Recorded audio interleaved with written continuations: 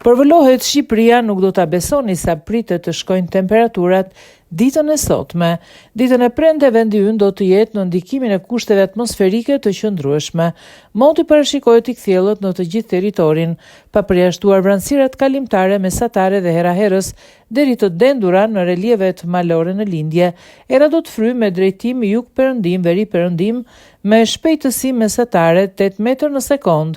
Në Lugina dhe Bregdet heraherës fiton shpejtësi deri në 16 metër në sekond.